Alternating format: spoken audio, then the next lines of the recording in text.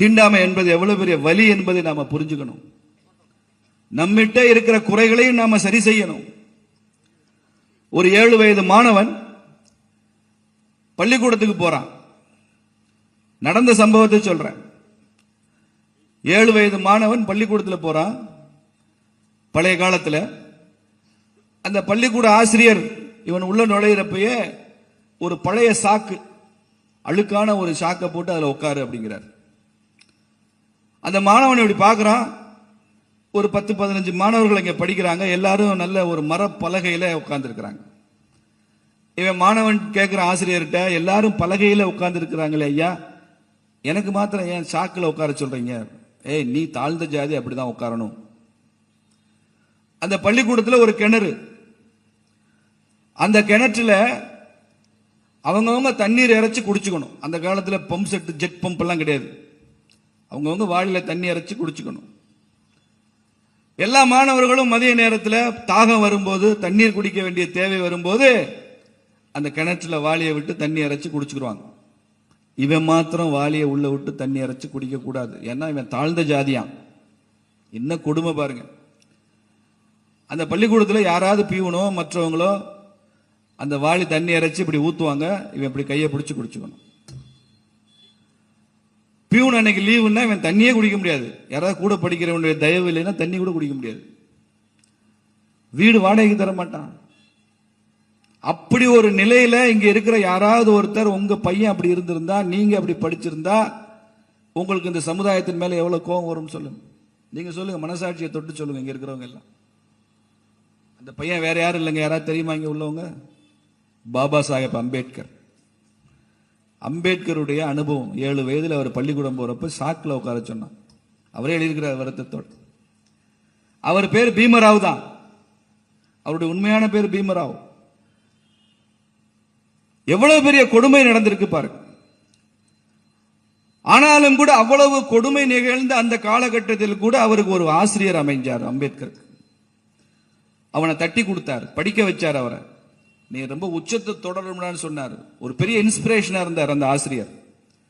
தன் பெயருக்கு பின்னால் அந்த ஆசிரியரின் பெயரையும் சேர்த்து கொண்டான். அவர் ஒரு பிராமண ஆசிரியர். அவர் பெயர் தான் அம்பேத்கர்.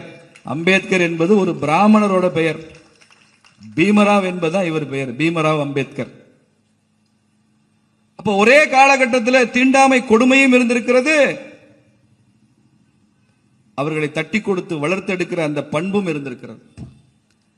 தீண்டாமைக்கு இடமில்லாத ஒரு இந்து சமுதாயம் இருக்கணும். 1000 ஜாதிகள் நம்மகிட்ட இருக்கு. நம்ம ஊர்ல பிராமணர் இருக்கிறாரு, செட்டியார் இருக்கிறாரு, பிள்ளைமார் இருக்கிறாரு, தேவர் இருக்கிறாரு, வன்னியர் இருக்கிறார், கவுண்டர் இருக்கிறார், நாடார் இருக்கிறார், யாதவ் இருக்கிறார். 1000 ஜாதிகள் நம்மள் உண்டு. அத்துணையும் தாண்டி நான் ஹிந்து என்ற உணர்வும் என்னோடு உண்டு என்பதை நினைப்பு. அந்த எண்ணத்தை நிலைநிறுத்தணுமா இல்லையா? ஜாதி வச்சுக்கலாம், ஓரளவுக்கு ஜாதி. அதுக்கு மேல நான் இந்து, அதுக்கு மேல நான் இந்தியன், இந்த பாரத நாட்டினுடைய குடிமகன். அந்த பெருமையான உணர்வு வேணும் இல்ல? இந்த உணர்வுகள் இருக்கிற ஒரு சமுதாயத்தை யாராலும் அழித்து விட முடியாது. RSSல ஒரு பாட்டு பாடுவோம், ஒரு குழந்தை உள்ளவரை போர்க்கொடி பறந்திடும்னு பாடுவோம். அது மாதிரி ஒரு ஹிந்து உள்ளவரை இந்த நாட்டில் போர்க்கொடி பறந்துதான் தீரும். இது இந்து ராஷ்டிரம், இது இந்து நாடு, ஹிந்துத்துவம். இதெல்லாம் தேசியத்தை குறிக்கிற வார்த்தைகள் தான். நேற்று வரைக்கும் கலைஞர் வாழ்க, ஸ்டாலின் வாழ்கன்னு தான் தூங்க போயிருப்பான்.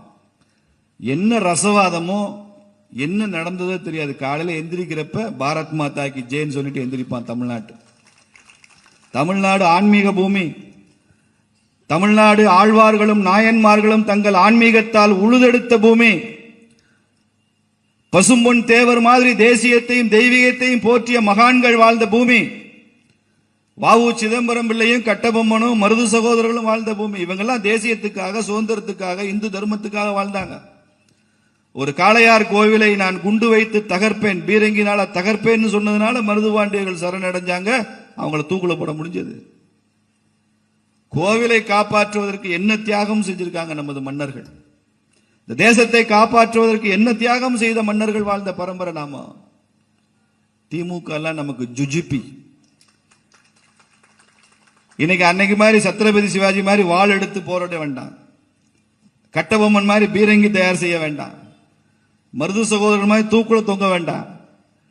இந்த பயவுல ஒரே ஒரு ஓட்டை மாத்திரம் மாத்தி போட்டா போதும். வாக்குச்சீட்டினுடைய வலிமை புல்லட்டினுடைய வலிமையை விட பேலட்டினுடைய வலிமை அதிகமானது என்பதுதான் ஜனநாயகத்தினுடைய சிறப்பு.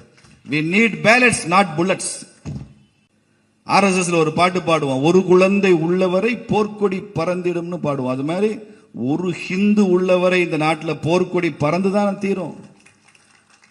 இது இந்து ராஷ்டிரம், இது இந்து நாடு, ஹிந்துத்துவம், இதெல்லாம் தேசியத்தை குறிக்கிற வார்த்தைகள் தான். இந்த நாட்டில் எல்லா மதமும் சேர்ந்து வாழலாம். விவேகானந்த சுவாமி அமெரிக்காவில் போய் முழங்குறாரு, ஹிந்து என்ற வார்த்தையை கேட்டவுடன் என் மனதில் என் உடலில் 1000 மின்னல்கள் பாய்ந்தது போன்ற உணர்வு இருந்தால் மாத்திரமே நீ ஹிந்து. அந்த ஃபீல் இருக்கா நமக்கு? ஹிந்து என்று சொன்ன மாத்திரத்தில் அவன் எந்த மாநிலமோ எந்த ஜாதியோ, அவன் ஏழையோ பணக்காரனோ பாமரனோ யாராக இருந்தாலும் அவன் என் உடன் பிறந்த சகோதரன் என்று உன்னால் நினைக்க முடிந்தால் தான் நீ ஹிந்து என்று சொல்கிறார் சுவாமி விவேகானந்தர். அந்த ஃபீல் இருக்கா நமக்கு? அந்த உணர்வு நமக்கு தோணுதா? காஷ்மீர்ல இந்துக்கு ஒரு பிரச்சனைன்னா கன்னியாகுமரி இந்துக்கு அந்த ஃபீல் வருதா? வரணும் இல்ல, வரணும். அப்படி வர வைக்கிறதுக்கு தான் விஸ்வ இந்து பரிஷத் இந்த மாதிரி நிகழ்ச்சிகளை நடத்தி கொண்டிருக்கிறது. இன்னைக்கு ஆர்எஸ்எஸ் இயக்கத்தினுடைய 100ஆண்டு விழா இந்த வருஷம்.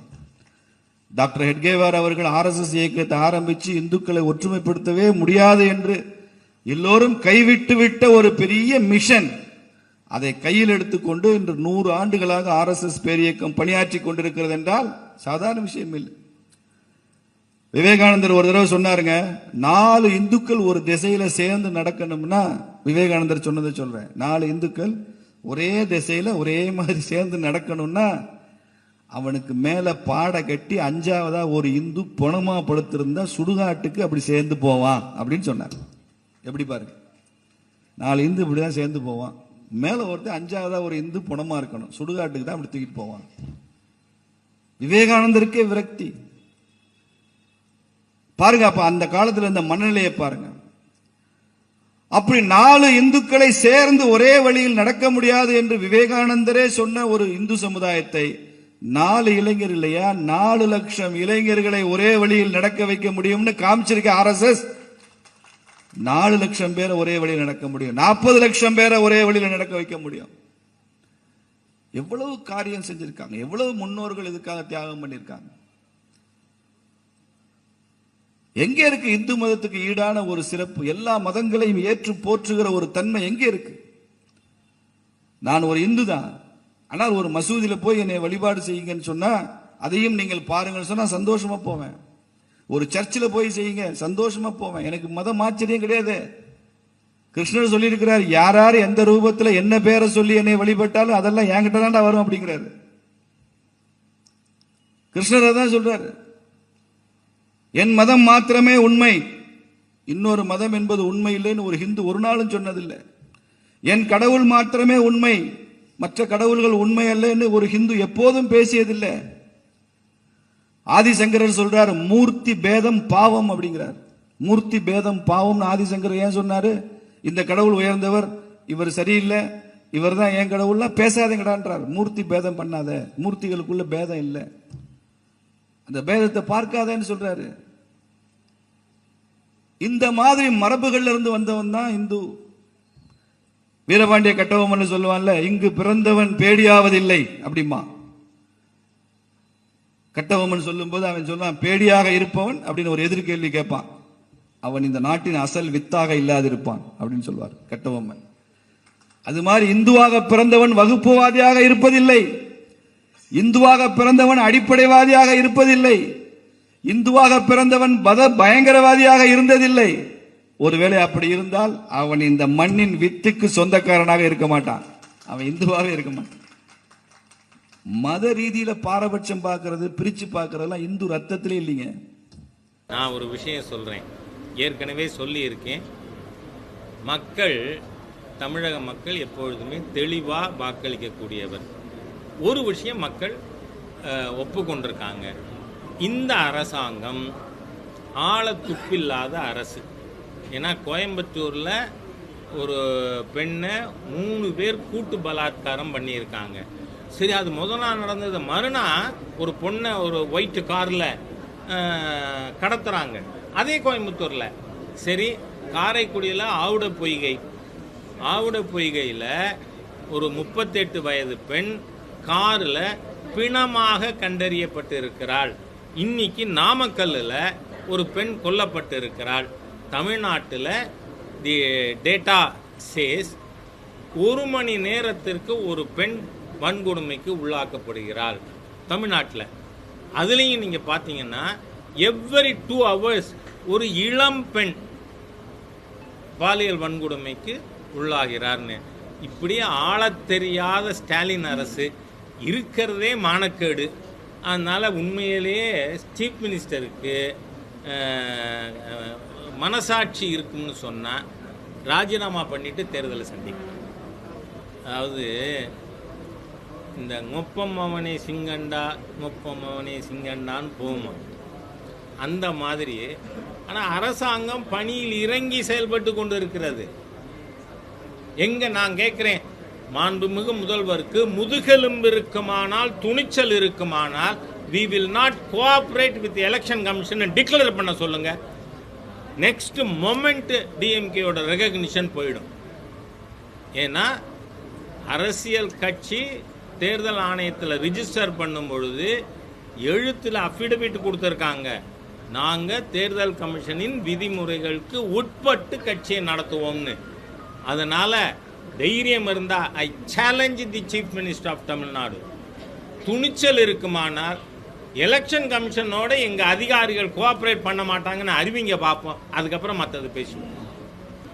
திமுக பார்த்தீங்கன்னா ஒரு ரெட்ட நிலப்பாடு மாதிரி. நாங்கள் எஸ்ஐஆர் எதுக்கலை, அவங்க சார்னா எதிர்ப்பாங்க.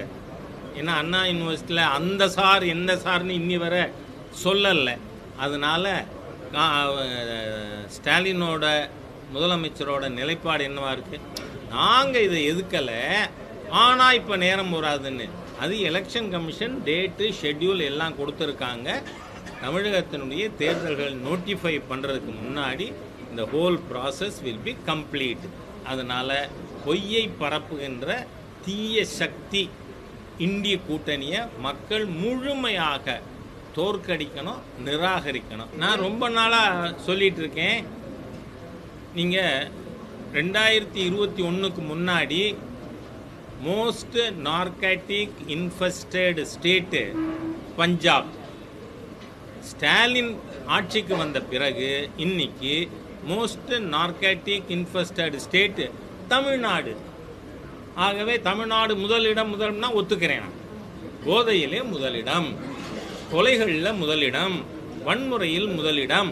அதனால் ஆழத்துப்பில்லாத ஒரு அரசாங்கம் ராஜினாமா பண்ணினா அதுக்கு கௌரவம் இல்லைன்னா மக்கள் ஏப்ரல் மாதம் இந்த அரசாங்கத்தை ஓட ஓட விரட்டுவார்கள். துணை முதல்வர் அவர் யார்? உயிசி என்ன பெரிய தியாகம் பண்ணி தமிழ்நாட்டுக்கு தமிழுக்காக போராடி போஸ்ட்டுக்கு வந்திருக்காரா? இன்னாருக்கு மகன், அதனால போஸ்ட்டு. அது தவிர நான் கேட்குறேன், உதயநிதிக்கு what local stand what to remain in பாலிட்டிக்ஸ்னு கேட்குறேன். அதனால் நீங்கள் அதெல்லாம் தயவு பண்ணி அந்த பேர்கள்லாம் உபயோகப்படுத்தாதீங்க என்கிட்ட. ஏன்னா முழுமையாக most opportunist inexperienced incompetent person Udhayanidhi. அதனால் பேச வேண்டாம். நான் சீஃப் மினிஸ்டர் கேட்குறேன், உங்களுக்கு துணிச்சல் இருக்குமானால் we will not cooperate with election commission சொல்லுங்க, அதுக்கப்புறம் பேசுவோம். நீங்கள் இருக்கீங்களா இல்லையா அந்த போஸ்ட்லன்னு பார்த்துருவோங்கிறேன். நான் உதயநிதி ராஜேந்திர சோழனா செயல்பட்டு வராருன்னு துரைமுருகன் பேசியிருக்காரு. ஒரு மூத்த வயசாயிடுத்து இப்படி ஒரு பதிவை செஞ்சிருக்காரு. இல்லை, அந்த பதிவுக்கு காரணம் சொல்கிறேன்னா, ஏஜ் ஆகிடுத்து, சினிலிட்டி வந்திருக்கும், என்ன மறதி வந்திருக்கும், முன்னுக்கு பின் முறைனா நாம் என்ன பேசுகிறோன்னு தெரியாமல் பேசுவார். பாவம் வயோதிகர் துரைமுருகன். அதனால் பாவம் நம்ம அந்த மார்ஜின் அவருக்கு விட்டு மன்னிச்சு விட்ருவோம்.